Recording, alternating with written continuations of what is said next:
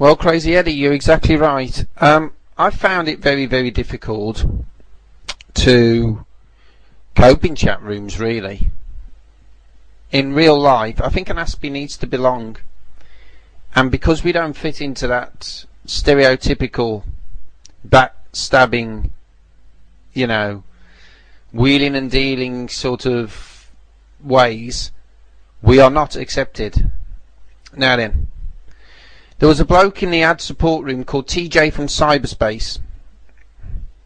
Very popular with the women, but I took an instant dislike to him because I saw through it all.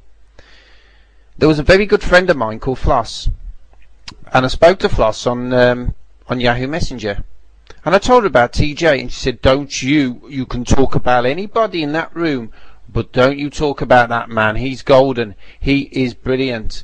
If you talk about him anymore, I swear, Stephen, I'm going to put you on block." But of course I did, so she put me on block. And I just waited.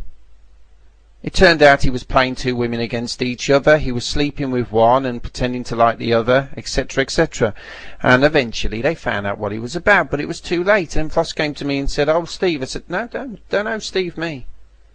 I'm sorry, but you know, I thought we were good friends, and you know, I told you what he was like, and instead of saying, well, that's your opinion, but I'm still going to see, you got all nasty about it. Well, that's tough. Goodbye."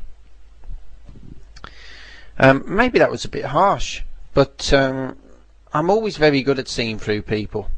There's another one called Anarchy. Magni, my girlfriend, used to follow him around. He used to make booting programs, and he used to like booting people, and he used to like acting like he was the hardest in the place, you know.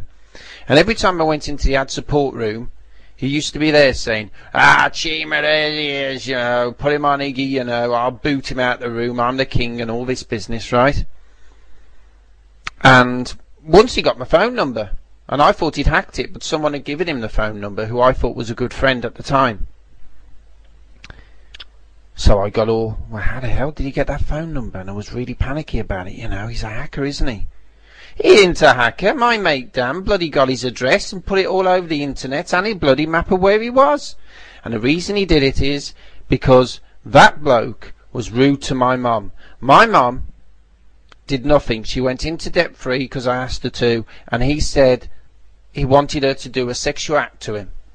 And I was furious, right? My mate Dan respects my mum as well, and he said, "Don't worry about it, Steve." And I thought, well, okay. He got his bloody address, he got his phone number, he gave it to me, I rang him up, his bloody girlfriend answered. He was so shit scared. He hasn't been in since. The moral of the story is there's always someone bigger and tougher. Always someone bigger and tougher. But that's your alpha male thing. Now at the moment it's Holden. He puts bots in a room, he can't insult anyone. What they do is they take over the mic using computer programs, because they can't use their brain to outwit someone. So to shut them up, they use computer programs, because that's all they can do. It's ludicrous, isn't it? It's like, you know, okay, you're in a bar and someone has an argument with you, right?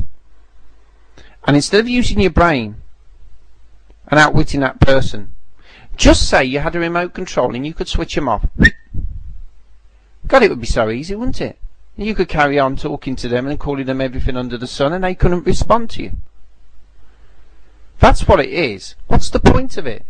Yahoo has tried to stop it all. They've tried to bring in things where you have to type stuff before you can get anything in a room. All it's done is it's made it harder for the real people, the people that actually want to be in these chat rooms. It has not stopped the hackers. I've still been in chat rooms and seen about 50 to 60 bots in that room stopping people from getting in.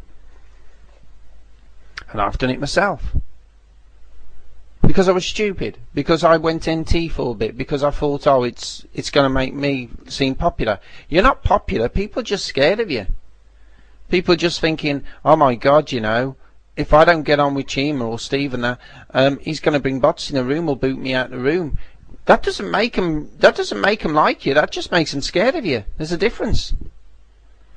I'd rather be liked and be scared. People be scared of me. I'd rather people say, "Oi, I can't wait for Steve to come in the chat room because I want a good conversation with him," than think, "Oh my God, I better be nice to Steve because he'll boot me otherwise." And this is the mentality I see in these chat rooms now. Yahoo basically closed down all the fight rooms, and they thought that would stop the problem. But the fight rooms have moved themselves over to the depression support rooms, where people need help. So the likes of Holden, Hammer, and people like that are now in depression rooms causing trouble. So if someone comes in and is feeling suicidal, they're not going to get a friendly ear. They're going to get, "Well, go and hang yourself then." Do you know what I mean? It's really sad. It's a sad situation. I think it's an alpha situation. But they're not even alpha males. Because alpha males, they can fight. Do you know? For what? They don't use bots to get what they want. They don't use stupid programs to get what they want. They know how to fight. They are respected because they can literally verbally assault somebody on the microphone and bring them down. The worst insult I've heard out of Holden is, "You're a faggot, you're gay, your wife slept with a black man," or whatever. Well, if she did, she did. So what? Who cares if he was black or white? I mean, what's up with him? He's thick. That is the best insult I can come up with. "You've got a small 2-incher.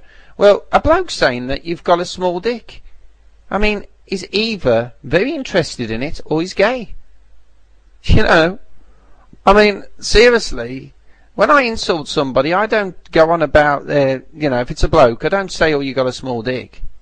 I mean, a woman can. A woman can do that.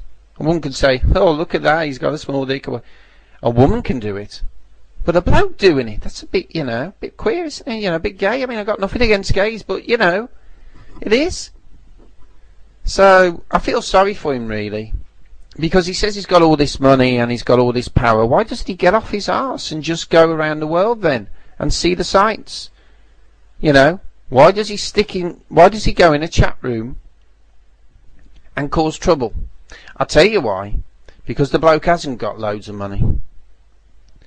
If I went to Australia and rocked up, as they say, on his doorstep, I'll probably find he's a sad bloke that's got a microphone, right, that's got no friends in real life, that has to get, that his wife's bloody sick of him being on all the time, and all he's doing is ranting in a chat room to those who'll listen.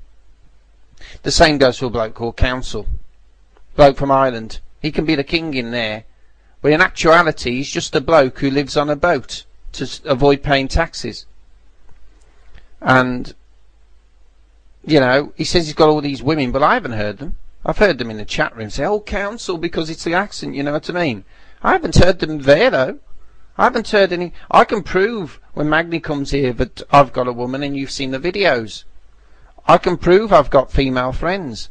But Council, I mean, he's just bloody, he says all this stuff, but there's no one there. I haven't heard a female voice at the back unless it's his mother. It's sad, really. It's sad that people have to pretend all this rubbish.